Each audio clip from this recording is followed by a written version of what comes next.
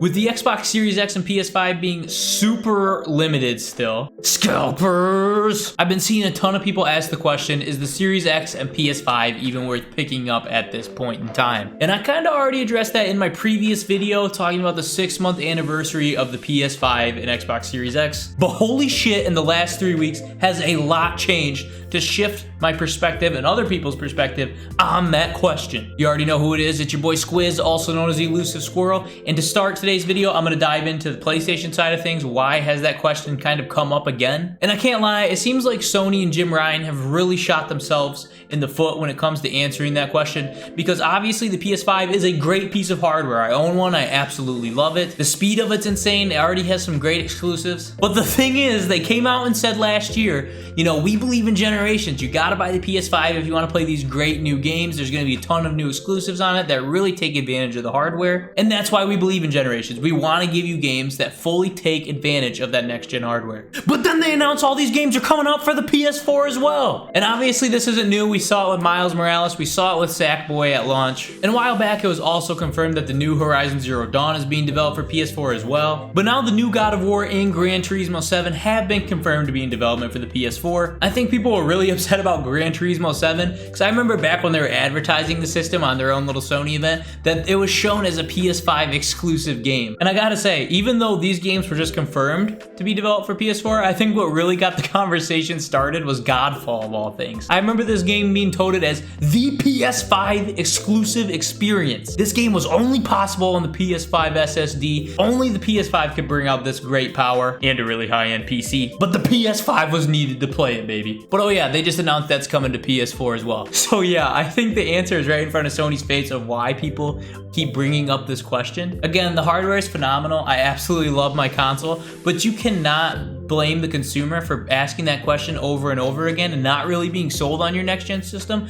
when you are constantly bringing out these new next gen games for the current gen system. And I already know there's some of you sweaty neckbeards out there going, well, you gotta get the PS5 because of the new SSD. But you gotta realize, man, not every consumer is the most hardcore gamer. Sometimes you really need that next gen exclusive lineup to get you sold on getting the new system. Like if I can buy 8 out of the 10 games on the PS4, it's not worth buying a whole new console for just 2 new games. And I know there'll be more exclusive games. That's just an example of what I'm talking about here. But you really have to get the average consumer sold on that. So I think them going back and forth on this we believe in generations thing and kind of doing a whole U-turn on it is really confusing for people. And don't get me wrong, I liked how Xbox approached backwards compatibility, so I'm not salty about these games coming on PS4, but I can see why some people really question if they need this new system because of this situation. Am I a little concerned that it might water down some of these games? Yeah, sure, you know, it might hold PS5 games back a little bit, but they already run so great on the system and they're already super fast and the haptic feedback's been great that I'm really not too worried about it. I would say if you're okay financially and you can actually find one and get your hands on it, scalpers, go ahead and get it. But if you're not a super hardcore gamer, I can completely understand why people don't think it's worth getting right now. Now on to Xbox, which as I was just saying, they've always had a super consumer-friendly backwards compatibility approach to their systems. So of course they're gonna have major titles like Halo Infinite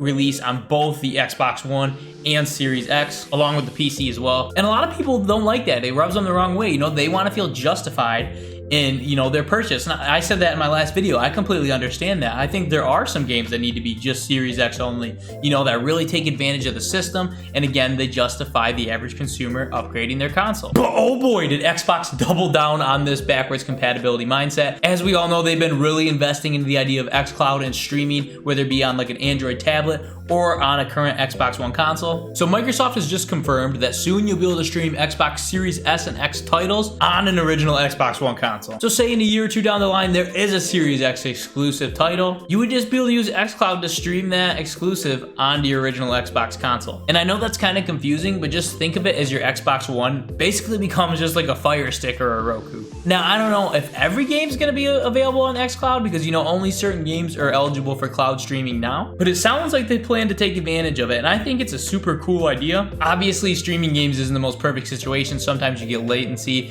sometimes it's really lag heavy, already, and you obviously need a good internet connection to be able to do that. So not everybody will be able to do this situation. It's not the perfect workaround for Xbox One users. I gotta say, this is a super dope idea, and I think it really will make people question if they should get a new system or not. But I think not enough people know about cloud gaming and xCloud to really like skip the console, if that makes sense. I don't think the average consumer really even knows what xCloud is. And I'm sure once Microsoft has some more money into it and they have everything worked out, that they'll probably advertise it a little bit more. But I just don't see the average consumer streaming those games to their Xbox One instead of just buying the Series S or X. I think the Series S is priced so fairly and it's, you know, marketed towards the casual gamer, so I think that's the perfect workaround to a situation like this. If anything, I just think it's sweet that some of these gamers will be able to play Series S and X exclusive titles by streaming it to a console or even to a tablet. And that's my same attitude towards the PS5 and 4 game debacle. Like I said, I don't care if these titles are still being developed for PS4. They're still running great. Sackboy and Miles Morales ran wonderfully on the PS5. The ray tracing mode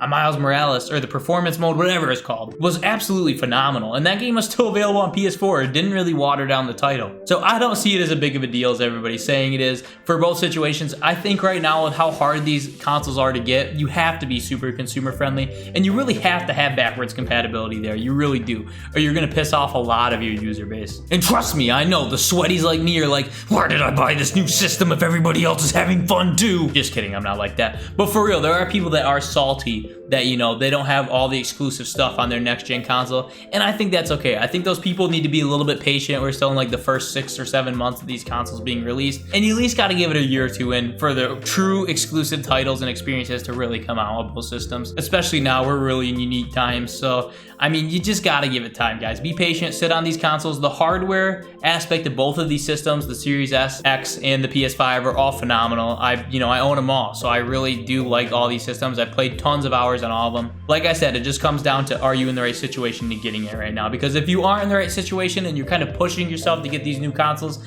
I would relax a little bit, because you're really not missing out on a whole lot. And I think it's going to be some time till you truly are missing out on a ton of experiences. Let me know in the comments down below, guys. Do you think these systems are worth picking up right now? And what do you think of these backwards compatibility things? Are you happy Sony's developing PS4 games alongside of PS5 games?